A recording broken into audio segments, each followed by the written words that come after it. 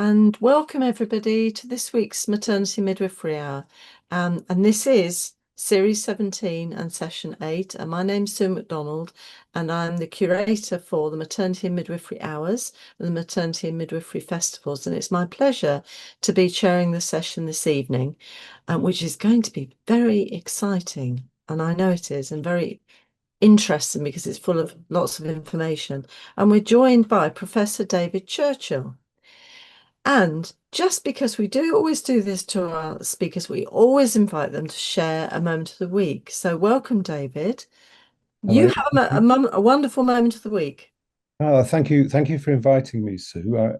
A moment of the week for me was when I received a video today from one of my ex-patients who had a premature baby who was born, and she was tiny when born, about 675 grams, and we managed to keep her going for about an extra month to 6 weeks, and there she was today, 9 months, supporting herself, smiling, giggling, and laughing. So that was my moment of the week for you today. And that's a lovely moment of the week. It's just amazing to think of such a little baby being like a proper size and giggling and and it's hard work Absolutely, starting at that 600 gram baby. absolutely, and it was a great tribute to the teamwork for a maternity unit to be able to see that, because there's so much negativity these days. We forget the really good things that go on, and the babies and the mums that we treat that do really well and are grateful. Well, thank you so much for sharing that because that is a little kind of antidote to some of what's happening in the media, especially in the media at the moment, and that's lovely to share. So thank you so much, David. Now we're going to let our speaker have a little rest, because he's got a lot to say after from about 7:10.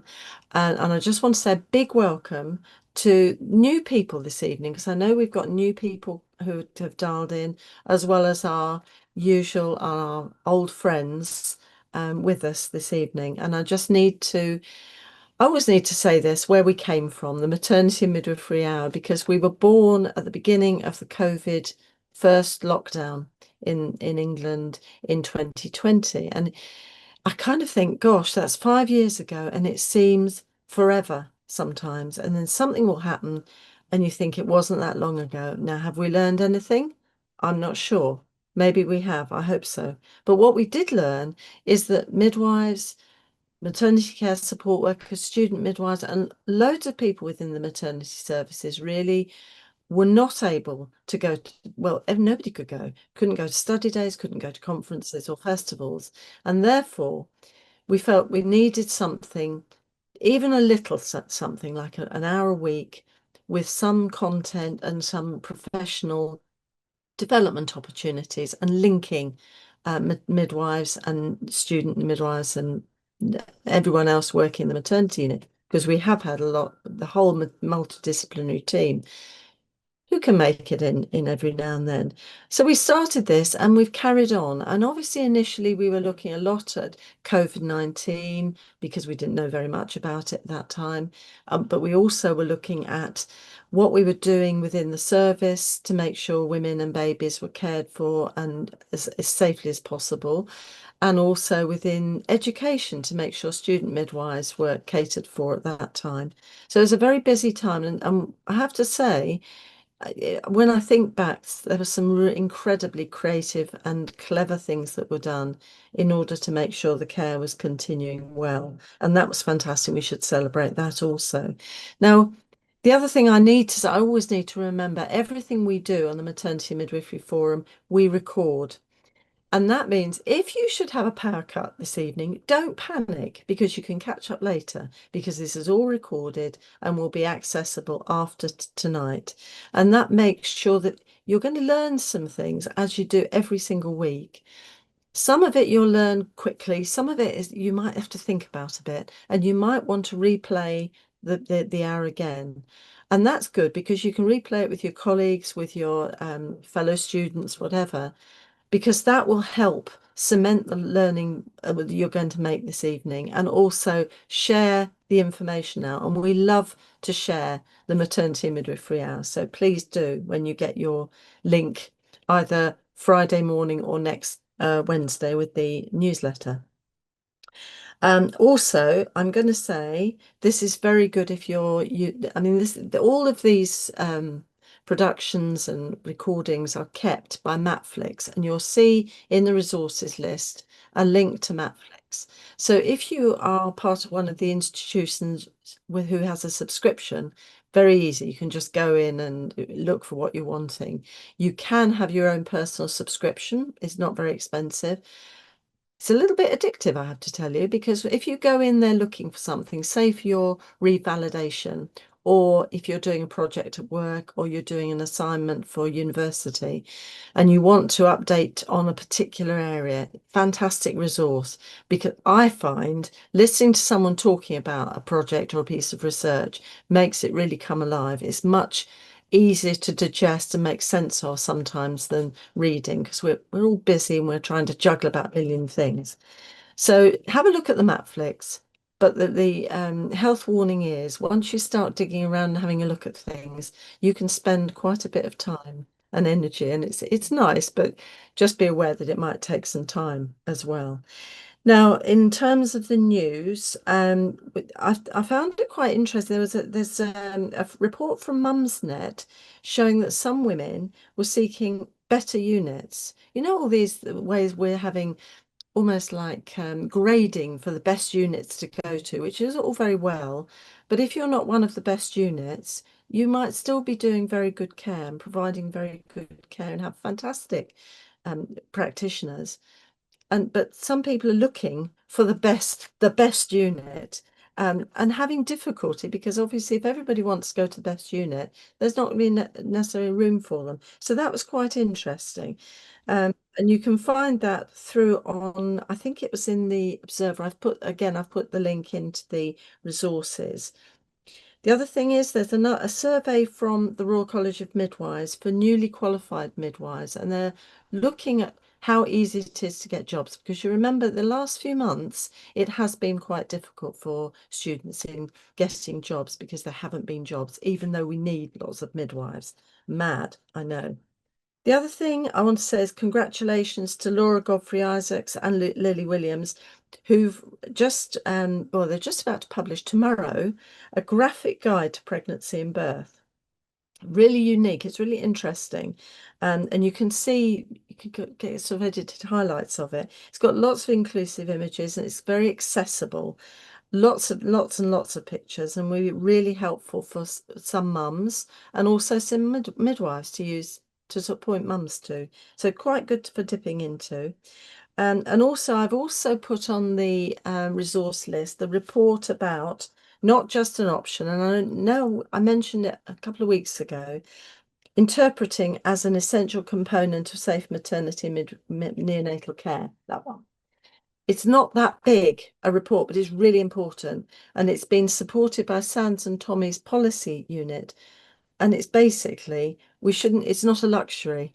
Having good interpreters ensures that women get the proper care and obviously their babies as well as their families. So access it. It's not that many pages. I think it was about 38, 39 pages. Really useful for you. Okay. And I think that I'm going to cease there because I'm going to now introduce our speaker this evening, because we're going to be looking at primary prevention of maternal anemia to avoid preterm delivery especially and other adverse outcomes. And we have Professor David Churchill to discuss how early prevention and management of maternal anemia can reduce preterm births and improve outcomes. And he's also going to share a huge and very exciting PANDA project. That's also on your resource list, the website, which is very useful to look at. And David is a consultant obstetrician, professor of obstetrics at the University of Wolverhampton, also honorary senior clinical lecturer at the University of Birmingham, and honorary research fellow at the National Perinatal Epidemiology Unit. And his special interest, well, you'll see what his special interest areas are, but it's in particularly maternal and fetal medicine, looking after women with medical conditions, including diabetes and hypertension, renal disease and endocrine problems, intrapartum care, and level 3 fetal medicine ultrasound scans, including invasive diagnostic procedures. And he actively practices direct intrapartum care on the labour ward, real practitioner, of course. So welcome, David. Thank you so much for coming this evening. The screen is now all yours. Thank you, Sue. Thanks for the introduction. That makes me feel really old. All those things that you've said I do and I have done and did in the past. It's a pleasure to be able to present to your audience. And what I'm going to do is to take you through what's occupied probably the last 10 years of my working career, researching a problem that is very common. And initially, we think, well, it's easy to treat, just give somebody iron, corrects the anemia, and everything goes away. But what I hope to show is that it's a lot more complex than that. And we really do need to be thinking more deeply about iron deficiency anemia in pregnancy so that we can provide the best care for our mums and, in fact, our babies. So I will be taking you on a bit of the journey that I went on. And at the end, we'll be talking about the trial that we are now running around the country. So first of all, anemia. I'm sure everybody has a picture of a patient who is anemic. They're pale, tired, lethargic, and generally feel miserable. What it actually is the number of blood cells are reduced in the bloodstream in basic terms. There are too few cells, and also in the cells, hemoglobin is what we talk about, and hemoglobin is the protein holding iron, is at a lower concentration. So those red blood cells, which have less are smaller, fewer, and have less hemoglobin in terms of concentration, are not able to carry as much oxygen as they should. Now, in pregnancy, there's an additional complicating factor, and that is because the blood volume increases in pregnancy, the definition of anemia and the thresholds apply change across a pregnancy. So early on in the pregnancy, in what we call the first trimester, the threshold is set at 110 grams per litre. Below that, one is classed as anemic. Then in the second and third trimester, it falls to 105 grams because by then the blood volume has increased and diluted the blood cells. And in the postpartum period, it's set at 100 grams. Now, these occasionally change, and WHO reviews them from time to time and alters the thresholds. But these are the thresholds that are used in Britain currently. So what's the burden of anemia? Well, it is a huge global problem. There's 1.6 billion people worldwide who are anemic, which is a quarter of the world's population. And 30 to 40% of preschool children are anemic. Now, in a UK study, 10 years ago now, or over 10 years ago, 14 years ago, when 11 units were surveyed, they found that a third of women developed iron deficiency anemia during pregnancy in the antenatal period.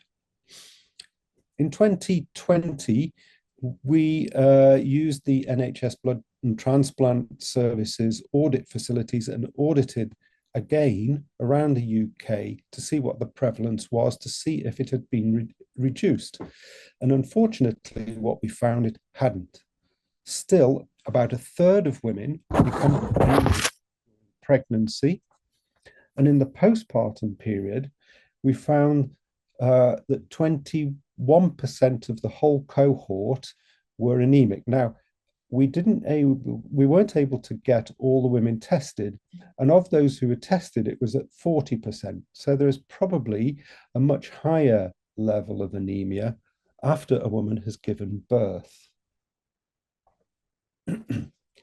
So what do we know? We know that it affects a large proportion of our population during pregnancy.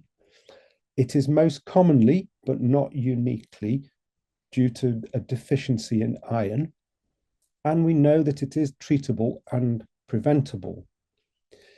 It's most often diagnosed, though, in the third trimester, and this is because of the way iron is used and the development of the placenta and the baby, which I will come to later.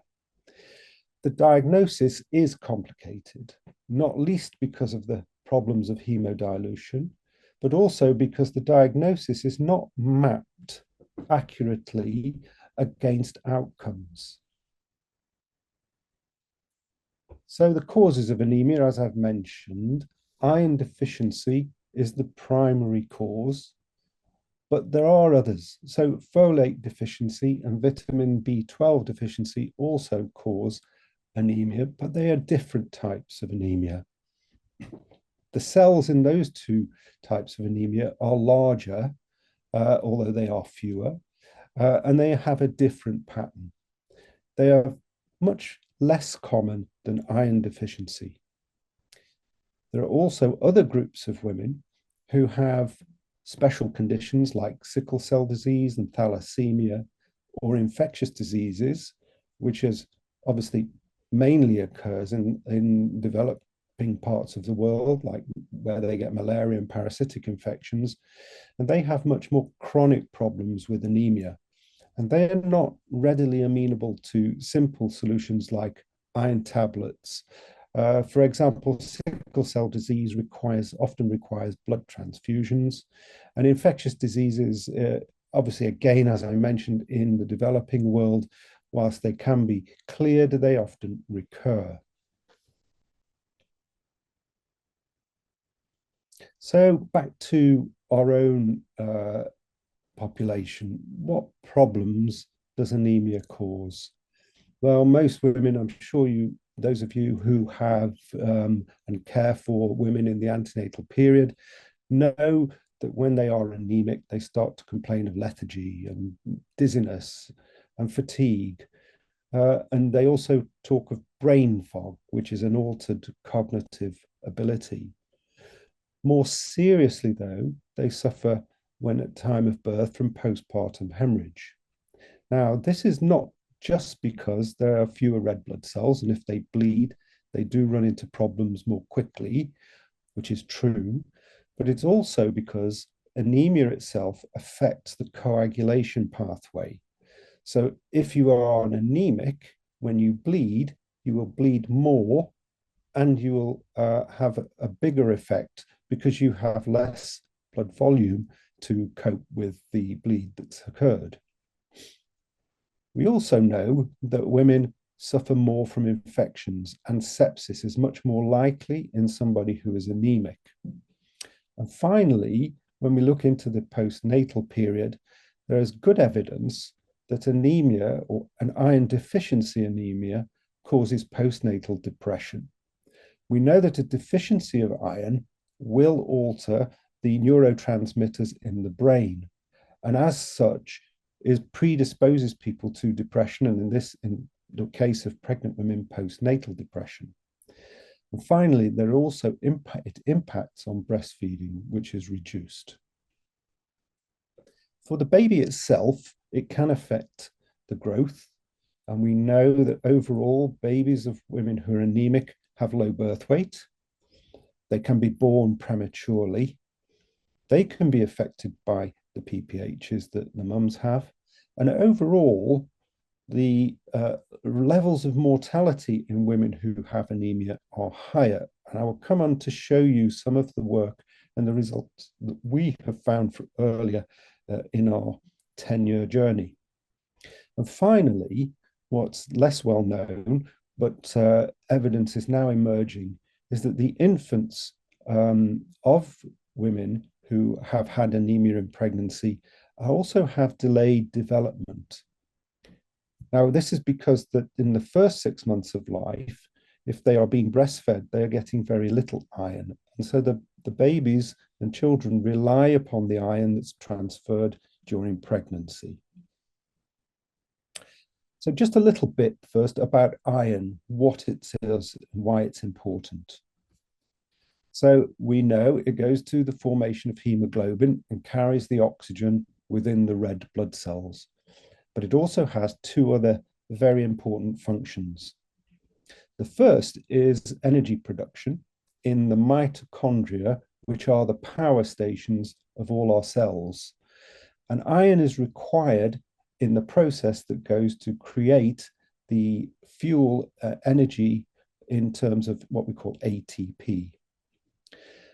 Thirdly, it also is vital in the repair and translation of DNA. So our protein production is impaired when somebody is iron deficient, and DNA repair is also impaired. This has obviously serious consequences for cells at the same time when one's trying to recover from, say, surgery or an illness. So what are the iron requirements during pregnancy? Well, a non-pregnant woman will require 0.8 milligrams of iron a day to keep her iron levels at the correct level for her function. In pregnancy, though, by the end of pregnancy, she needs nearly 10 times more than that, at 8 milligrams of iron a day. And that's mainly because she has a big increase in her red blood cell volume of about 40%. And also the fetus and the placenta require large amounts of iron for their development.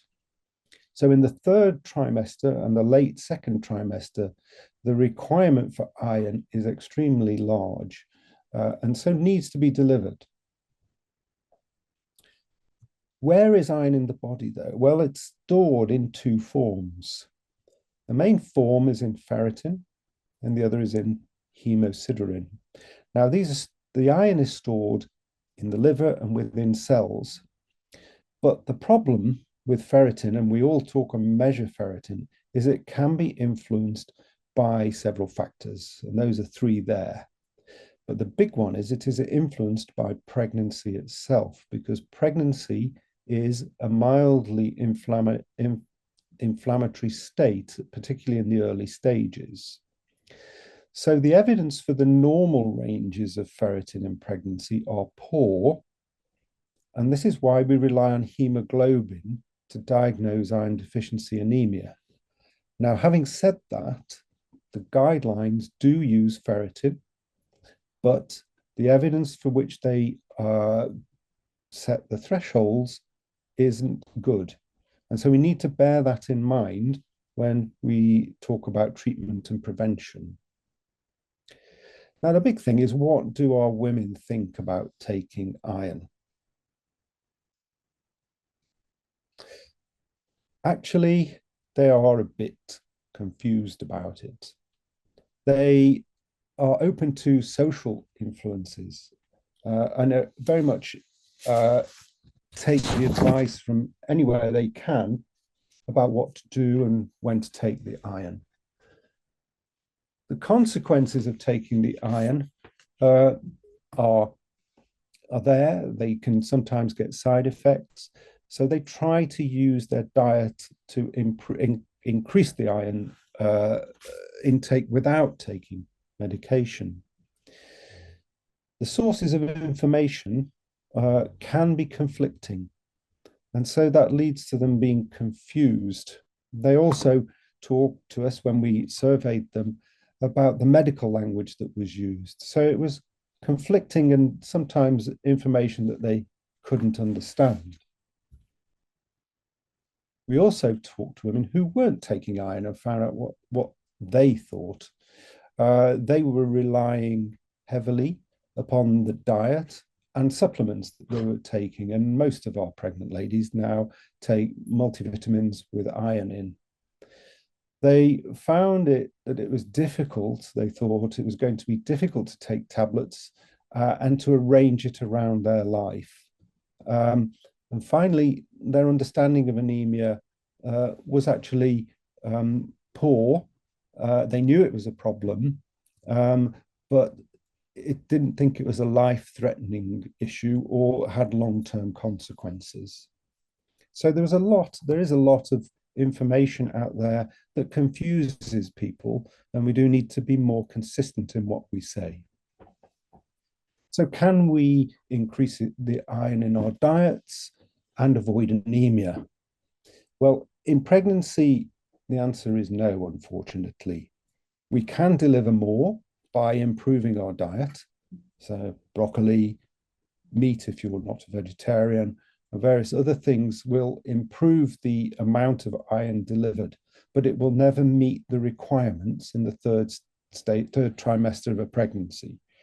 And this is why pregnant women rely on their iron stores to deliver enough iron later on in pregnancy to the baby and the placenta. But we also need to remember that it's inhibited by certain foods. Absorption's inhibited by certain foods, such as tea. Drugs as well, like omeprazole and antacids, inhibit its absorption. So when we're giving iron, we need to be able to give good advice on how to take it, which is on an empty stomach, probably about an hour before eating or taking any medications. The absorption can be enhanced by taking vitamin C. So a drink of orange juice at the same time will help to improve absorption of iron. There are triggers in the body which will increase absorption. And without going into the technicalities of it, the liver is the control organ for absorption of iron. There's a protein called hepcidin, which, if it increases, stops the absorption of iron in the gastrointestinal tract. And it was thought that this could be used to really diagnose women who were short of iron in pregnancy. But unfortunately, we've done some work to show that that is not going to be the case. It is affected, hepcidin, by the iron stores falling, but also itself, like ferritin, by inflammation and pregnancy.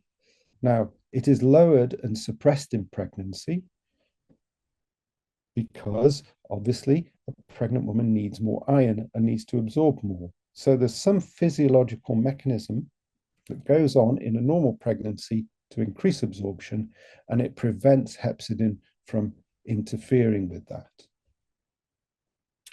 So what about if we take a tablet of iron? What are the adverse effects? Well, they're well known as heartburn and indigestion, nausea and vomiting and black stools.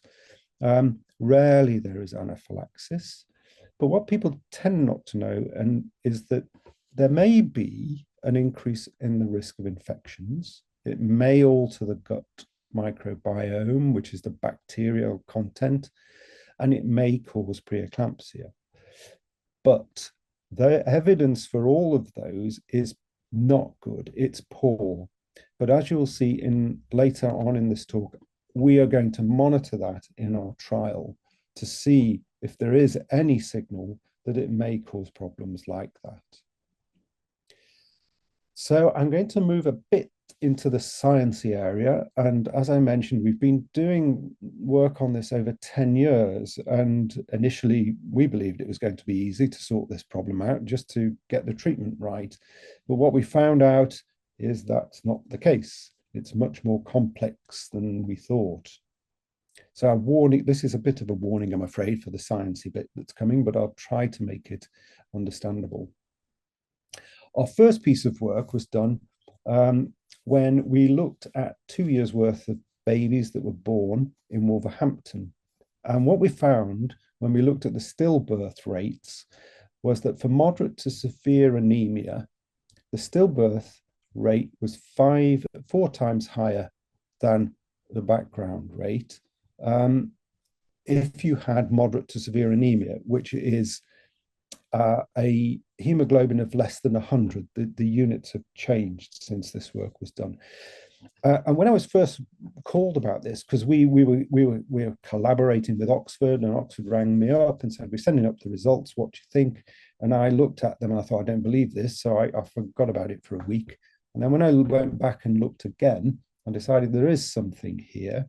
And we thought we ought to find out more. So we got a second data set from London, Guy's and St Thomas's, and we increased the numbers to 14,000, and we found exactly the same. And this was incredible. We usually get excited about something if the stillbirth rate increases by about 1.5 to 2, but this was a fourfold increase in stillbirth rate. So we started to look why this was, and we thought, well, this is probably due to the oxygen carrying capacity being lower, causing babies to be small or causing them to have mums to have infections that causes preterm births. And this very complex slide, don't worry about it, it isn't those. It does not operate in the first trimester. If you're anemic, it doesn't operate through those mechanisms. There is an unknown mechanism of why, and if you're anemic in the first trimester, it increases your risk of stillbirth, but we don't know why. If you're later on in pregnancy, though, it probably does work through the mechanisms of low birth weight and prematurity. So there is a difference. The point here is there's a difference as to when you become anemic, as to what the mechanism is for being associated with this outcome of stillbirth. And we looked also then at low birth weight and preterm birth, and we found exactly the same relationship. So at the stage of pregnancy, you get anemia means that there is a different relationship in terms of what's happening and how it's causing problems. So another study we did was, because as I mentioned in the early days, we thought, well, we need to just treat this properly. It's badly treated generally. We found that from our national survey. So what we did was we looked at a cohort of ladies who had anemia in pregnancy. We took them out of the normal antenatal clinic, and we treated them almost religiously as we could by the British Society of Haematological Guidelines. Now, what that guideline says is that you treat women with iron, and then 2 to 4 weeks later, test them to see if the hemoglobin is increased, and there should be an increase by greater than 10 grams per litre. And what we found was that when we treated these women, and this was high dose iron now, 3 times a day, the number of women that were responding to the iron was 33%. So only a third of women increased their iron by the requisite 10 grams per litre. However, as you know, the threshold for anemia is lower in pregnancy, in later pregnancy. So we thought, well, some women were normalizing their hemoglobin, although it wasn't a 10-gram rise. So we classed those as responders too.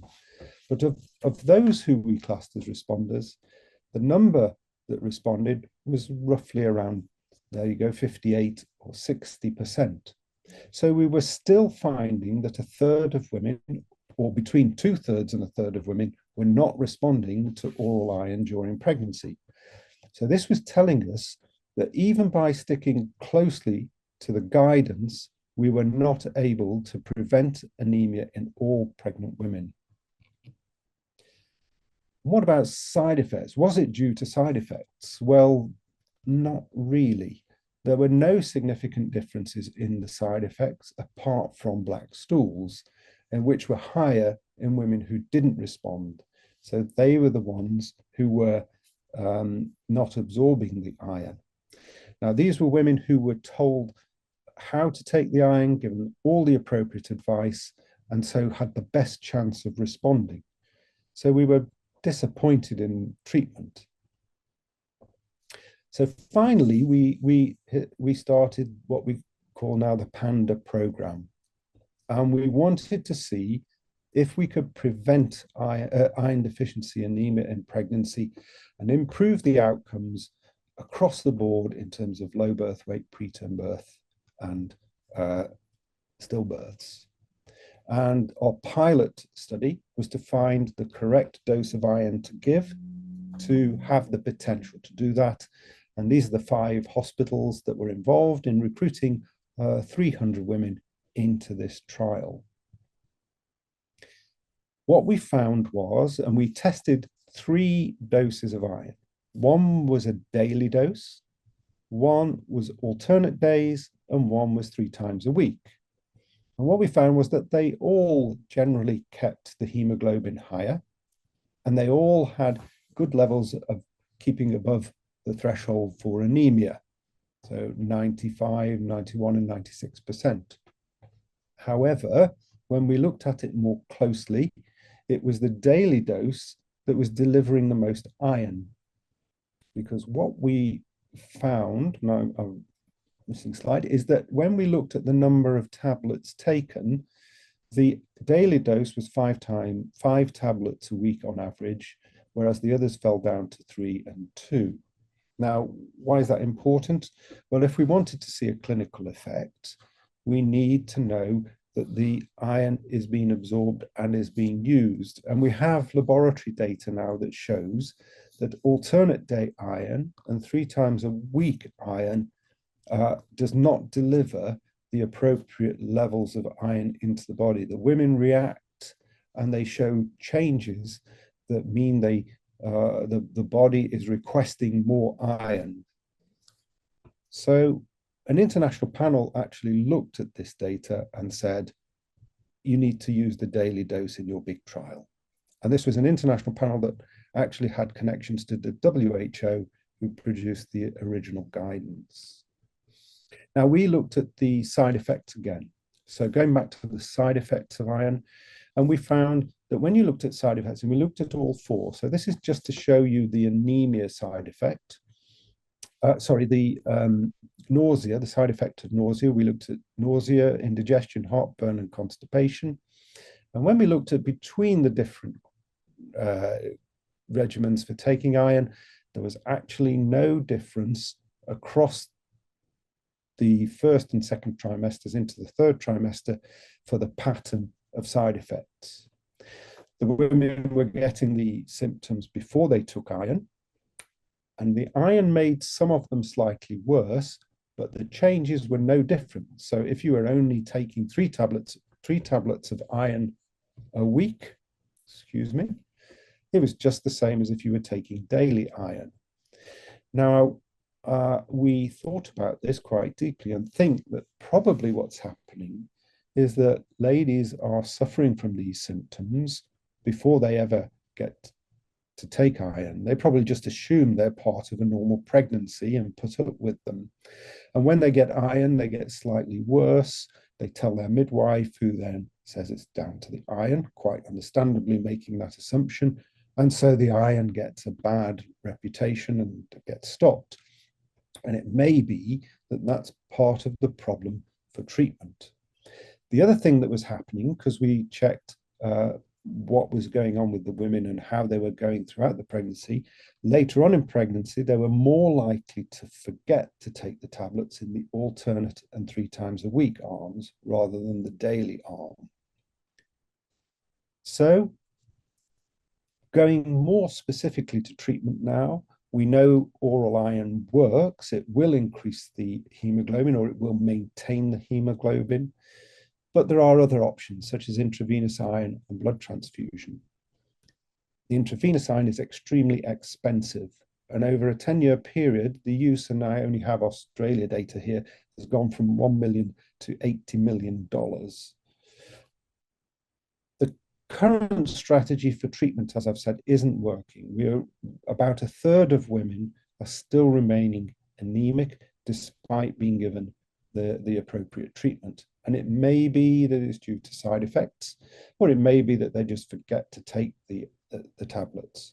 The timing and the frequency of the dosage, therefore, we would say, for our purposes, was once a day. So I'll just go on. But the caution with this is, obviously, I've mentioned there's concern that there may be some adverse effects.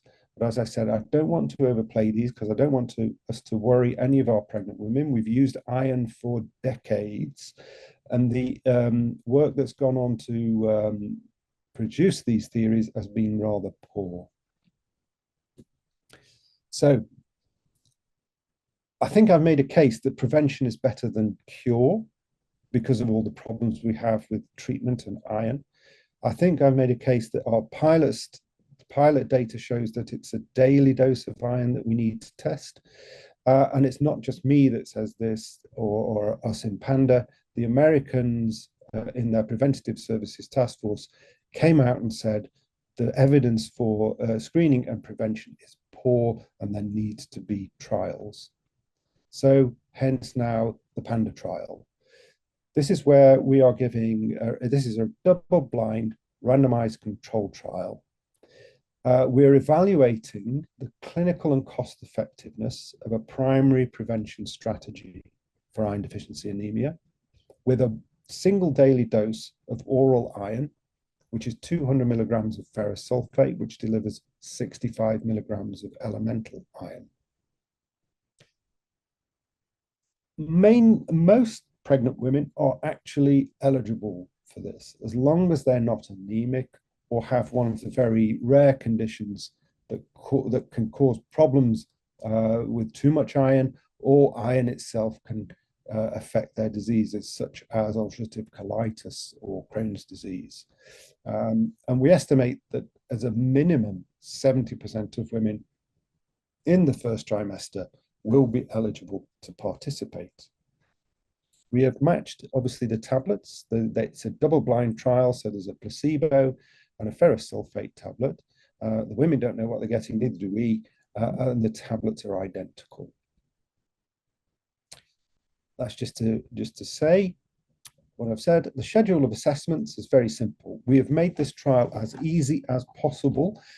We use 90, probably 95% is routinely collected data from the baseline through to 6 weeks post-delivery. We do not alter the management of the pregnant ladies themselves. We do not interfere with whatever the midwifery or obstetric teams do, and there are no extra blood tests. The only extra things for the women who participate are at 28 weeks, they are asked to fill in some quality of life questionnaires, and the same at 6 weeks post-delivery. Otherwise, we collect routine data.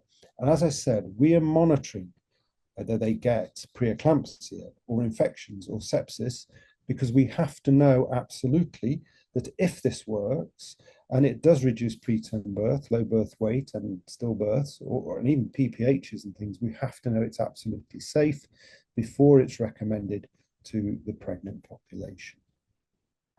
So those are our outcomes, as I mentioned there. We're also looking at the health economics, and we're also checking adherence, because in part of our earlier work, we developed an adherence intervention that helps women to remember to take the tablets and stick with them.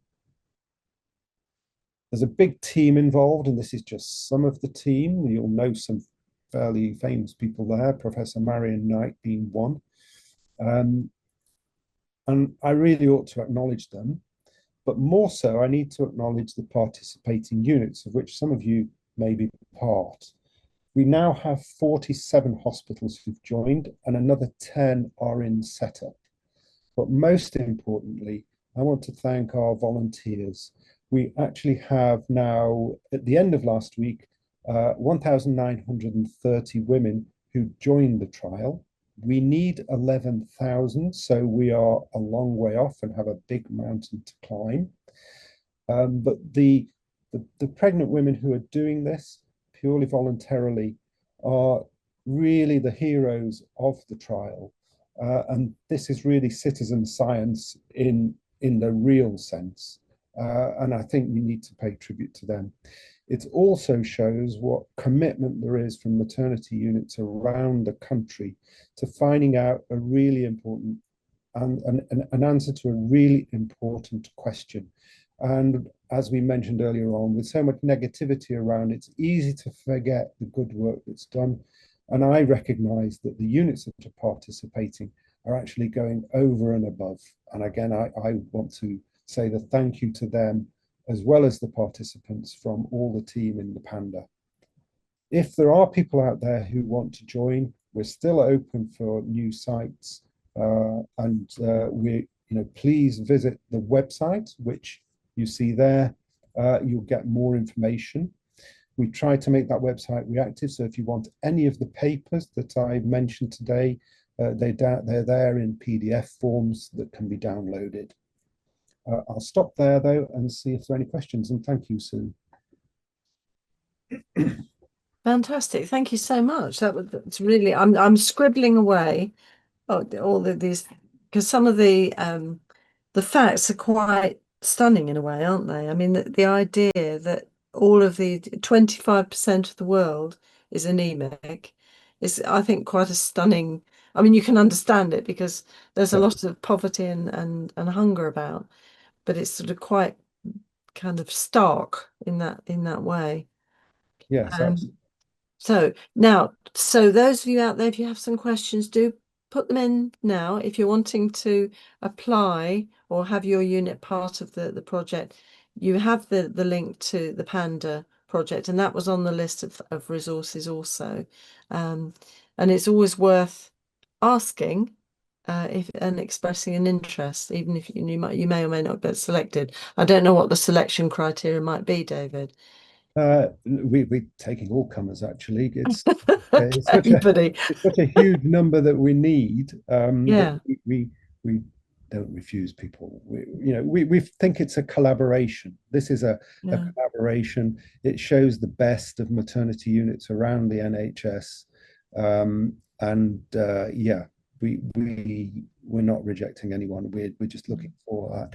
We really want the whole population to be involved. So we're not looking to limit it. So we want people from all the ethnic minorities. We want people of different socioeconomic backgrounds, different health needs. If it's to work, it has to work for everybody. Mm. And I noticed that one of the early discussion you were talking about was that people were confused about, and I think you've illustrated the possible confusion. So if women are included in the project, do they get given a sort of package of, okay, this is what it's about, this is why. So therefore they're getting information that will make things clearer. Yeah, absolutely. Our adherence intervention is part of our participant information, and they're available as videos to the women.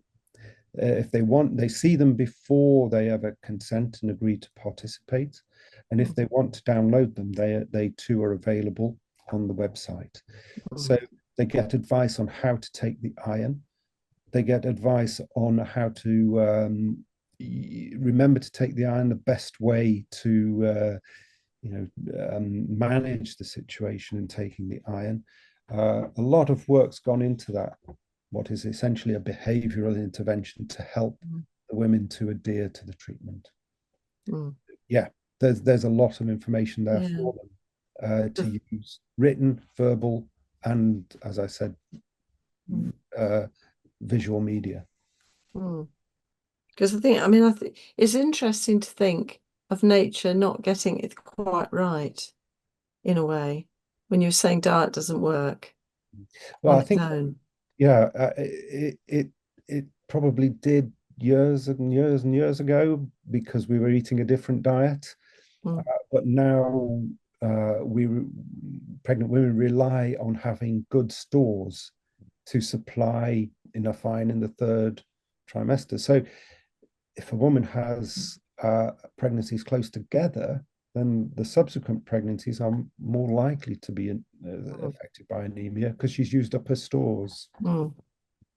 Yeah, I mean, that's an important point. And I guess ultra processed foods and maybe some of the beef burger type meals might not help.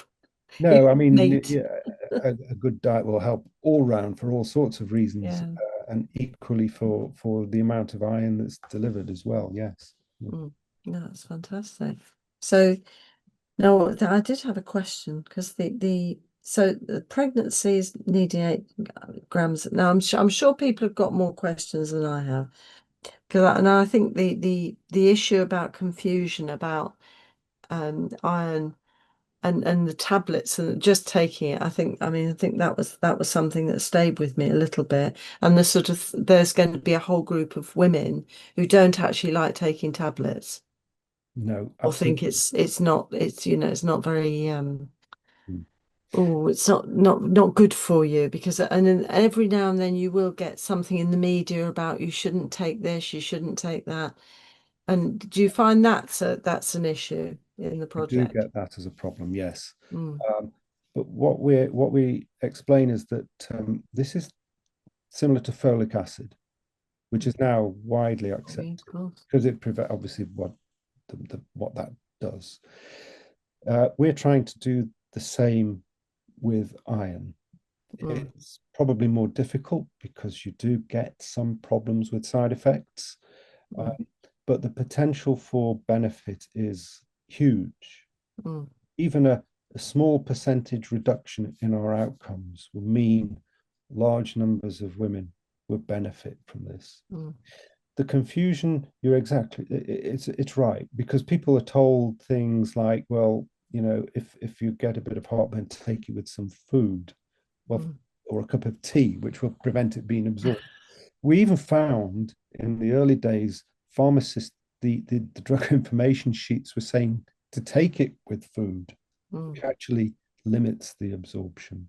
mm, So it's confusion that's gone on for a long, long time.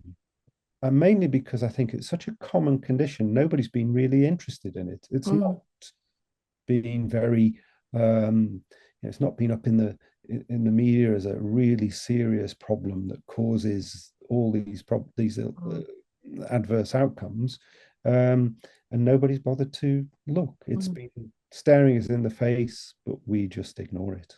mm. No, And I think that I mean that's amazing. When you actually look at the possible impact, it does become a much more serious event, doesn't it? Really. yeah. Oh, I've got a question coming through now. Forgive me. I have to look at the other side of the screen to see with questions. And we've got Juliet Samuel. Hi, Juliet. How are you? And Juliet says, do the women receive advice on healthy lifestyle? And is it variable for the study, or is it based on a starting minimum blood level as part of the research? No, they all get the same advice, uh, and that's the women on the placebo as well as the women who are on the iron. So we because we don't know, we give them all the same advice on healthy lifestyle, healthy diet, and how to take the medication. Mm. Yeah. So Yeah, that's I think that I mean for me the food and the tea are key things because you're so used to most drugs you do have to take with food and yeah. cups of tea don't No. affect the absorption. That's a big thing. No, that's Well, really there's a lot of people are also given antacids and things which mm, affect absorption as well. So mm. that's another problem. Yeah, so you'd have to sort of you have to so if the women are on different medications, does that exclude them out if they No, are having not at all. We okay. just advise them, and this is again at the beginning, we advise them on timing of taking medication as well. Now, we don't stipulate you must take it at 8 o'clock in the morning and not have anything to eat by till Mm, 9. We try and work it around their lifestyle so that the intervention on adherence is flexible and adaptable to the woman's lifestyle herself. mm. And I've got a query about so the staff that you're working with, I wonder if they're all taking iron as well. And that you wouldn't know. Yeah, no, no. But it's interesting to think of it such an issue Mm. throughout the population, and that would include because I mean we're people too, and some of our, the midwives are going to be getting pregnant and having babies as well, so they'll be thinking about being anemic as well. Yes, I But think that outside of pregnancy, it's a problem, and a problem for other reasons, because people have chronic illnesses which will make them anemic. Uh, mm, so there are lots of different reasons why uh, iron deficiency anemia occurs. But mm. again, it's not something that's in the general population, although it's becoming much more reported much more commonly now in the media. I think it's your issue about it. It's a very, as it's almost like a taken for granted condition. I Yes. mean, even from years and years of well, we give women Pregaday or whatever, or all these iron preparations forever. This has gone on forever. Mm. And yet, when you were talking, I was thinking, well, this is feeling as though we might have been having a bit of a waste of time because we're not getting the timing right and we're not making sure women understand, and we're not even clear ourselves as practitioners of the importance of it. No, and I think that occurs in a lot of things we do. We Mm, actually just take it for granted that it's always happened like that, and therefore that's what we will do, rather than looking with a critical eye into what we're mm, doing, why we're doing it, and really what is the evidence. mm, And there are a lot of people who do things that are outside of even outside of the guidance, and the guidance I would say is a bit poor because it's not based on strong evidence, and people are doing it for good reason. And it's mistaken because we think we're doing good, but actually we're not. And that's why I'm passionate about people joining the trial. This will provide evidence that will tell us really what we're doing and is it if it's safe and if it's beneficial. Whereas otherwise, we're just making it up as we go along again. yeah, doing things because we've always done it. Yes. That's fantastic. Now we're having a lot of thank yous and a lot of people. There's a lot of discussion going on, and not quite so many questions. But actually, and I said to David earlier, you know what I always say, this hour always is the fastest in the week, and it always goes so quickly. And we have reached the end of the hour. Now, I'm going to recommend to you, and well, first of all, I'm going to say a big thank you to David for giving up his evening, come and talk to us about the project. And I'm saying to those of you out there, get onto the Panda website and have a look at it and think about if you're not one of the units included, think about whether it would be useful to the women and babies in your unit.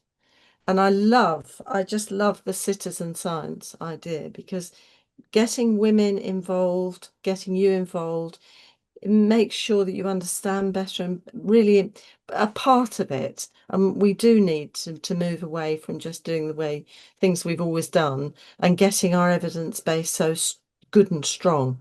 So thank you so much, David. Now I'm going to say also a big thank you to everyone watching and joining us. I'm going to say thank you to Angelo. Now, Angelo is behind the scenes making sure everything's recorded beautifully, so you will be able to recapture this. And do share it with your colleagues. And if they're in a different unit, share it even more because we need to. It'd be good to see an expansion. Let's get beyond. Now, David, 1930 women. Let's get it up to this. Now, was it 11,000 or 12,000? 11,020 women to be precise, but Or couldn't you have a few more? Would you we like a few more? I And if think you were more international, maybe it would be fantastic. the international people will give us small numbers, but it's the NHS, it's the structure of the NHS and the systems we have that would allow us to meet this target. We are running behind for bureaucratic reasons, but Mm, we're convinced that the units who are taking part are recruiting well in the mm. main. So it's not that it's difficult to recruit two. We know that some studies are, but this one is relatively easy. Fabulous. Well then, let's fight the bureaucracy bit of it. Now, I have one more question. Let me sneak out. This is Nadia Alouez from Algeria. Hi, Oh, Nadia. Welcome, welcome, welcome. And Nadia's good question. Is it necessary to correct the anemia before conception of pregnancy and look for the cause? yes, Oh, that's a really good question, and we have evidence about that. But in short, yes, I I, I think it is yes. fabulous. Nadia, that's a lovely, lovely way to finish with a question. Thank you very much and welcome. And come back next week as well. Now, I'm going to also say resources. For those of you who like the 6 o'clock in the morning, Friday, podcast, it will be available. Otherwise, this will come through on your newsletter next Wednesday. If you don't subscribe to the Maternity and Midwifery newsletters yet, do subscribe. It's free and you get the links really quickly. It's really good. Next week, we're having a special education student experience edition because it's the National Midwifery Education Festival and Student Midwife Experience Festival based at De Montfort. It's a face-to-face, but also online, accessible online. So if you haven't booked, get booking. There are a few places still available for that. And also there are some places at the Edinburgh Festival, 25th of November. So line up for that one as well. And it just now just remains for me to say thank you for coming. Take good care of yourselves, and we'll see you this time next week. Take care.